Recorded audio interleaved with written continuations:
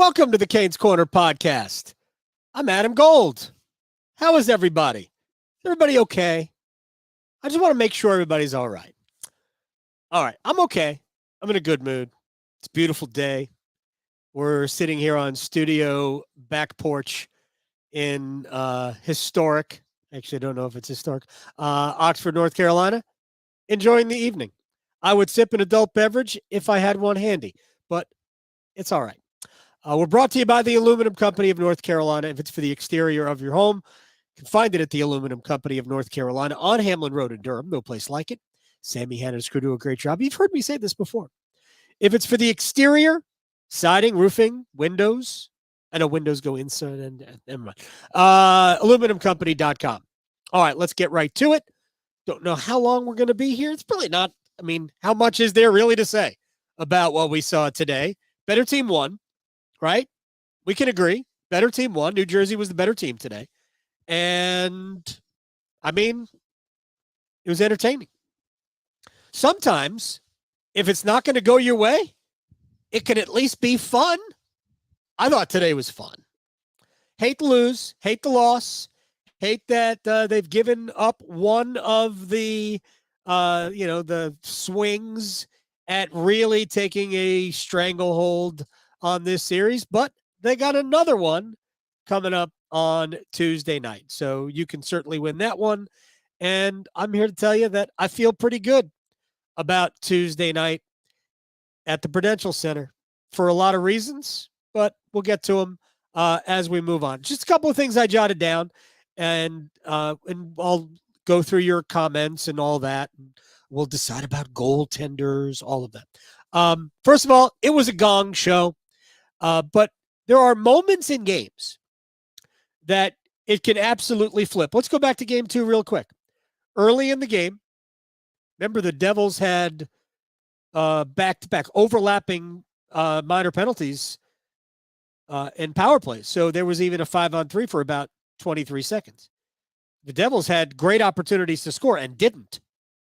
And Dougie Hamilton rang the crossbar on one of them. Clearly beat Freddie Anderson, hit the bar, out. Came all the way out of the zone. It was as effective a clear as Carolina could have done with their own stick. And then the period ends. Carolina took the game over, really, I thought, midway through the first period. Period ends, no score. Then Carolina it was a deluge. Kokoniemi. End of the period, Stahl, Natchez. 6-1 win. But that game could have gone the other way. And I actually think that today could have also gone the other way if Carolina gets the first goal. Martin Natchez with, I won't ever forget the pass that Brent Burns made. He didn't really have an angle to give the pass to Natchez directly. So he ripped one off the wall behind him. Natchez is streaking up the left side. Burns is all the way deep, probably just outside of the face-off circle to the right of Anderson, and he just caroms it off the boards down the left side, and it's a perfect pass. It's just coming from the other angle. Natchez picks it up and just lets loose with a wrist shot that it just hits the crossbar and comes straight out. If it goes in, if it's a half-inch lower, probably goes in. Probably caroms straight down and in. And how different is the game? But ultimately, Carolina got victimized by themselves. It was not a good game for Brady Shea and Brett Pesce. They were on the ice for 4 of the first 5 goals that the Devils scored. And while maybe there should have been a penalty called, I don't really know. It all depends on how the slash happens. But Shea had his stick knocked out of his hands. And Hughes and Meyer create the goal. And, I mean, honestly, it was a great pass by Jack Hughes to Meyer. And Anderson was expecting the puck to come out to his right, and it came around to his left. So, good goal by New Jersey. The second goal was also Shea and Pesce on the ice, although I thought this was more bad break. Although, if I could just point this out, and this will be the first of probably 2 or 3 times I will mention this. Did Brady Shea pinch down the wall? Yeah. But Stefan Noesen had circled back to cover the point.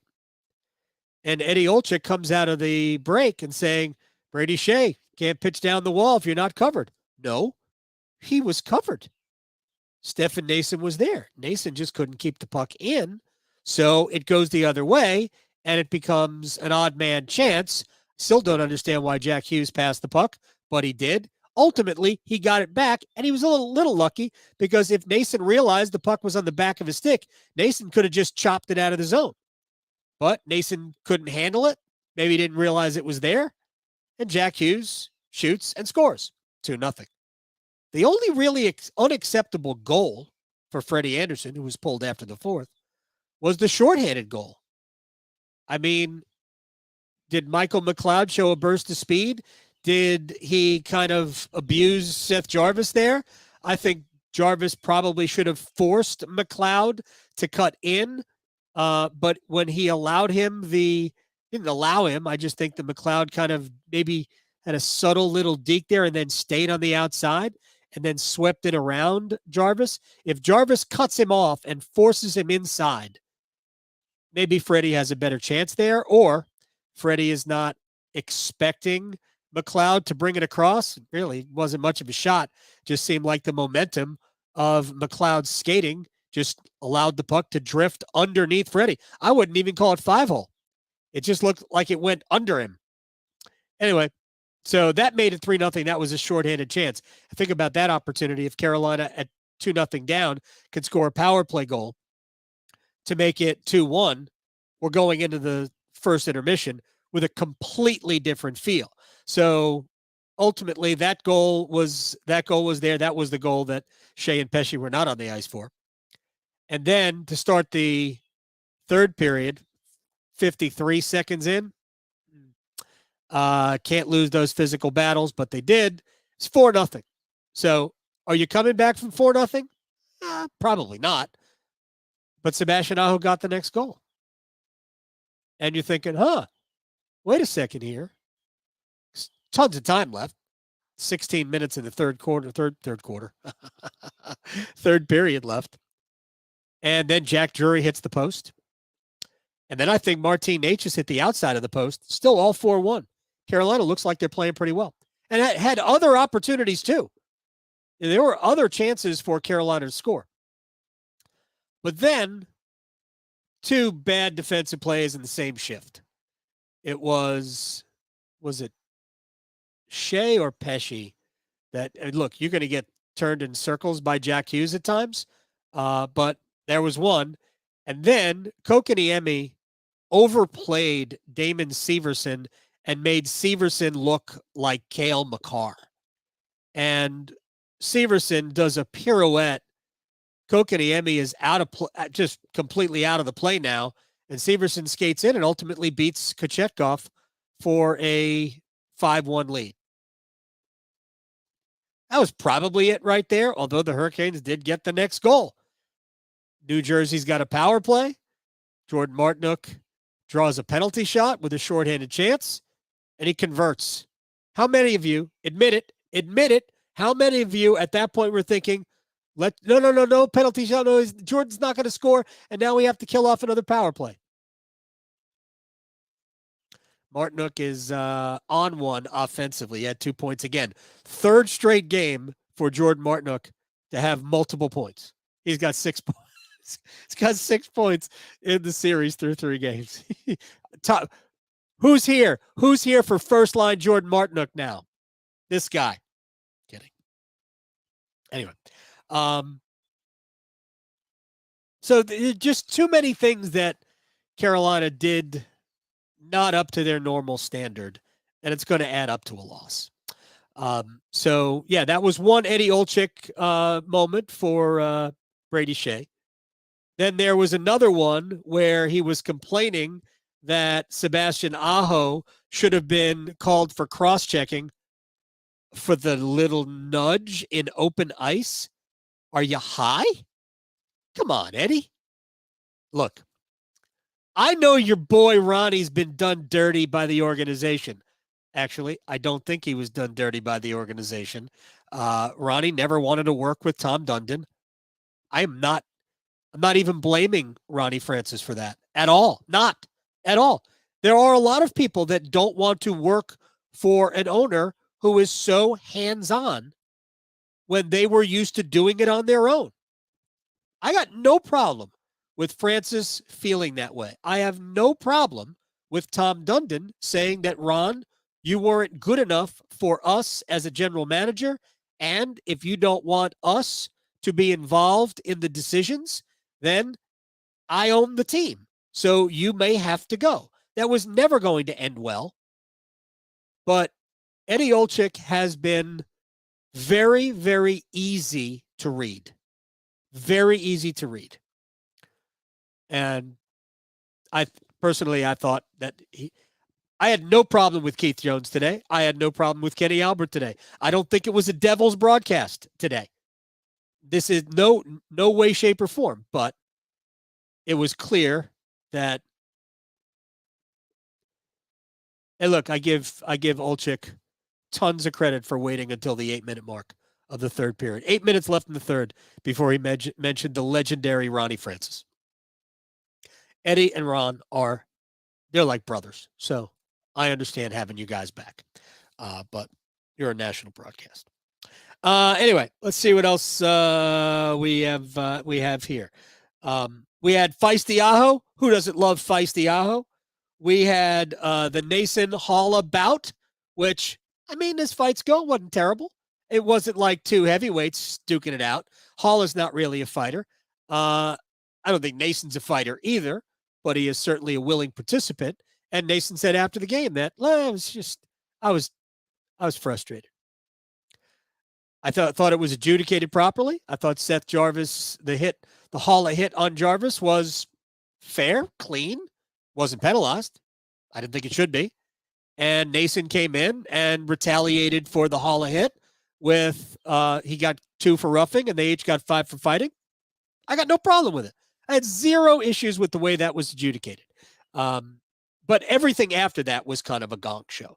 You had was it the Burns penalty? Yeah, it's fine. I mean, if I got no Burns penalty, maybe the Shea play in the first period on Meyer goal, maybe they're the same. I'd have to go back and look at it again, but maybe those are the same. I don't know. But in open ice, yeah, I think the Burns slash is the right call. You slash the stick out of the guy's hands. I think it was Jack Hughes too. Regardless who it was.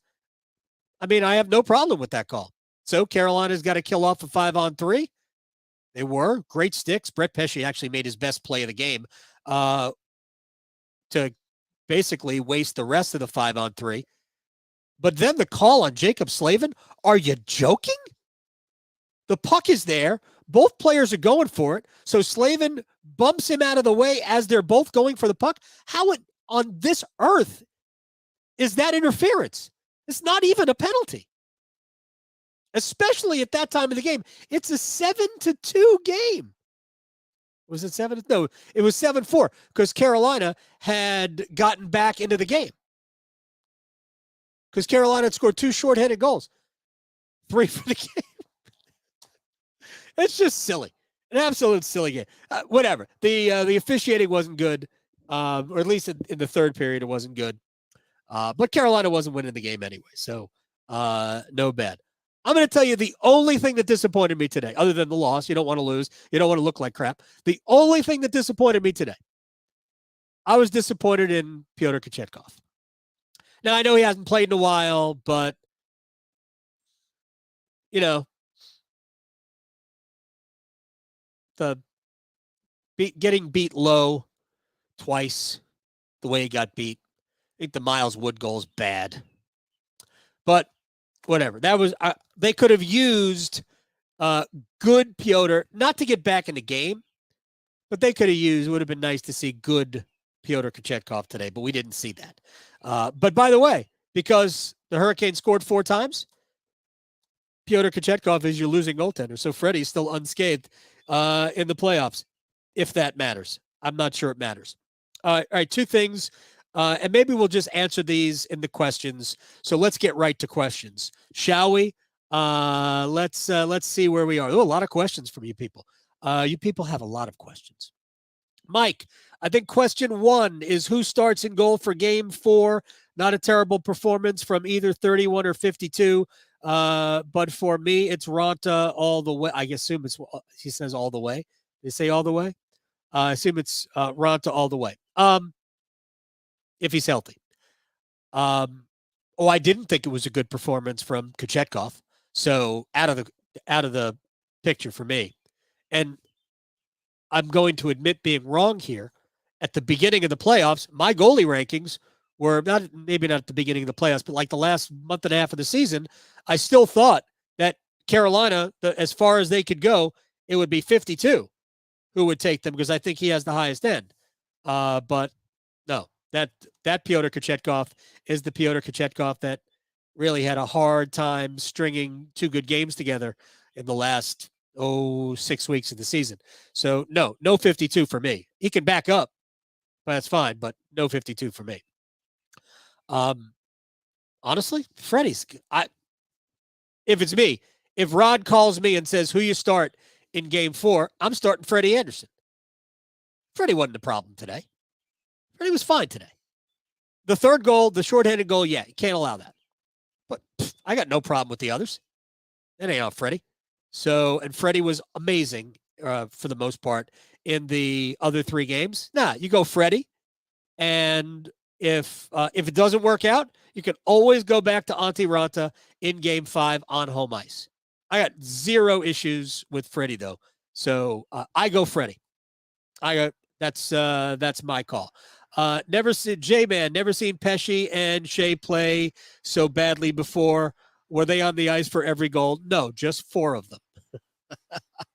It was a tough one for 22 and 78. Jamie, having to listen to the totally biased broadcast sucks. We could all tell they wanted to win. Again, I'll disagree there. I think Keith Jones did a good job in between the benches.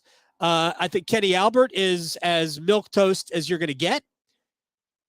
I think the only issue is that Eddie Olczyk is just maybe a little bit of an axe to grind. Whatever. I don't think it always comes out. Look, we spoke to Eddie on the show. Gosh, it goes back about a month and a half, 2 months. And I had a good time with him. He didn't appear to have any biases then. But regular season and playoffs are 2 different things. I don't know.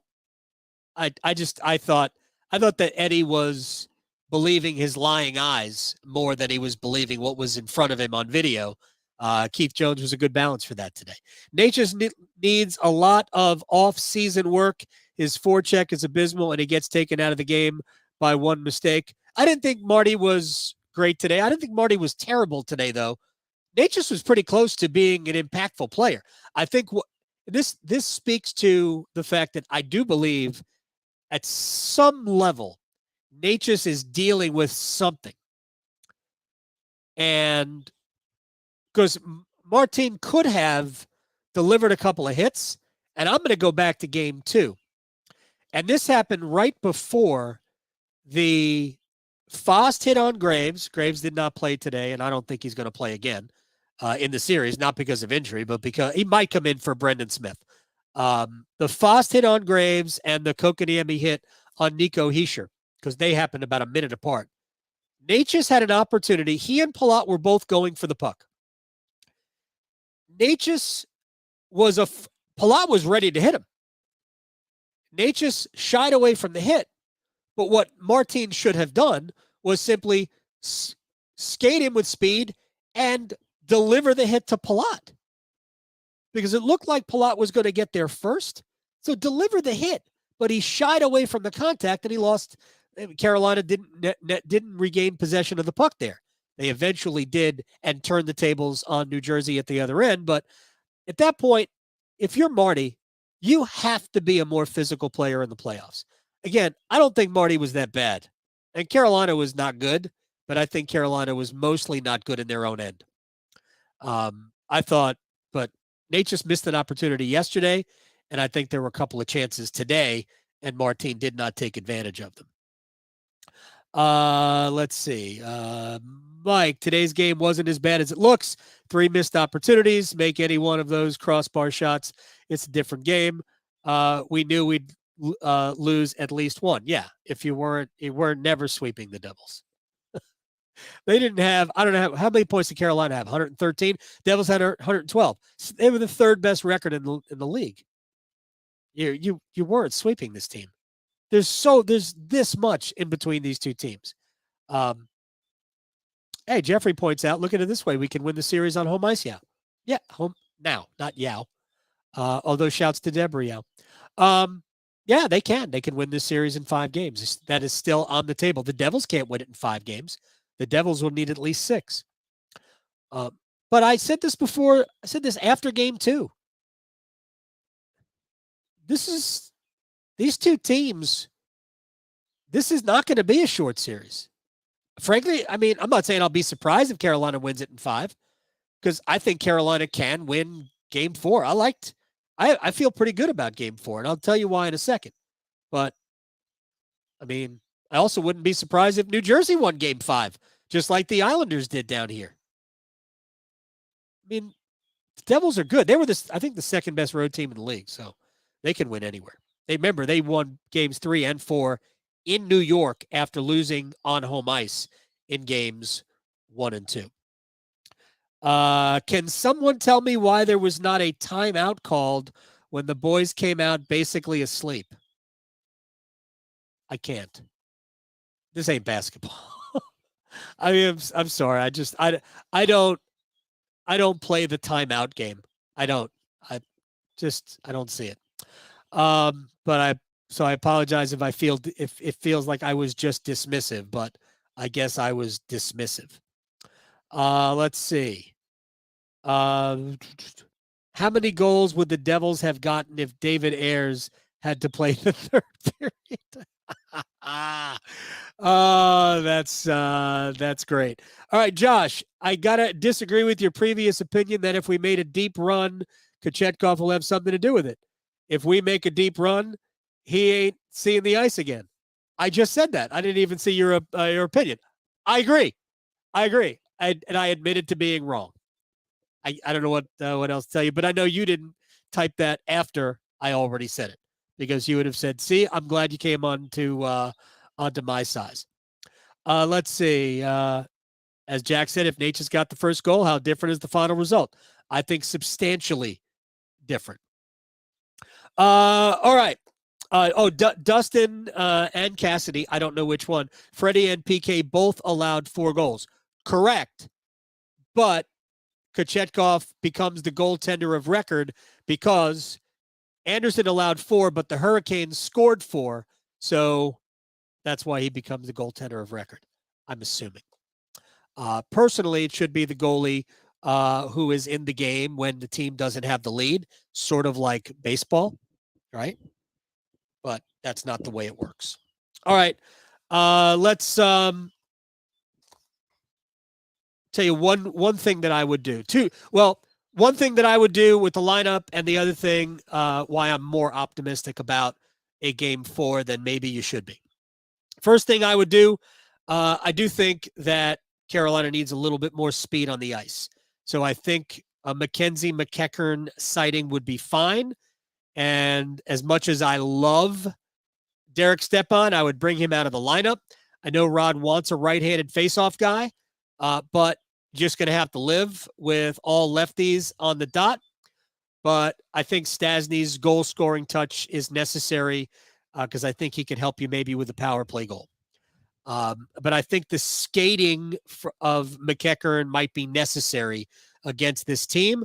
I would also expect maybe a shortened bench if Carolina needs to do that, go that way. But that's what I would do. I would play McEachern, and I would scratch Derek Stepan, again, as much as I love him. And now, and again, I said before, Freddie Anderson for me is the starter in game 4. But here's why I'm optimistic about the Hurricanes having a great chance to win game 5 or game 4. I didn't think Vitek Vanacek was that good.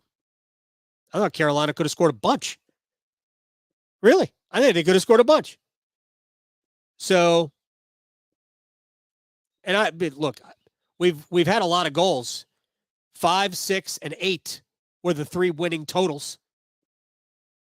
But I don't think game 4 is going to be that way. I think we're going to see a lower scoring game. And again, I could end up being very wrong here, but I think Freddie Anderson gives you a better chance to win than Vitek Vanacek. So, with that said, I just felt good about Carolina's chances. I felt good about Carolina's chances going to the third period until the gong show started. There you go. Is that cool? I think it's fine. Anyway, there you go. Dustin and Cassidy. I'm saying you can't be so harsh on Kochetkov. I'm not harsh on him. I didn't call him a trash goalie. I just said that he didn't play well. That's all. I think that's okay. It's all right. We're all good, aren't we? We're brought to you by the Aluminum Company of North Carolina. If it's for the exterior of your home, you can find it at the Aluminum Company of North Carolina on Hamlin Road in Durham. No place like it. Sammy Hanna and his crew do a great job. Don't you like outdoor podcasting? It ain't the first time I've done that, but it's the first time you can see it, maybe. Anyway, we'll do this again on Tuesday after the Hurricanes and Devils contest the 4th game of this best-of-7 series, and Carolina still has a 2-1 lead. They're probably not the betting favorites anymore, according to the odds makers. I mean, they might be, but I don't think they're the betting favorites anymore after losing this game. But we'll see. By the way, they are see what the score is. There's no way they're still in the first period in Florida. I know this is enthralling. I get it. But they're through 1 period. Toronto leads Florida 1-0. There you go. See everybody on Tuesday. Always forget this. Subscribe to this on YouTube. The Canes Corner podcast page on YouTube. Subscribe to it. Lovingly rub smooth in circles on the like button or the subscribe button or whatever it is. I don't know what it is. And also follow the Canes Corner podcast wherever you get your podcast. And even if you watched it, download it anyway. It's good for my ego. I'll see everybody on Tuesday. Is that cool? All right, then. Until then, I thank you very much.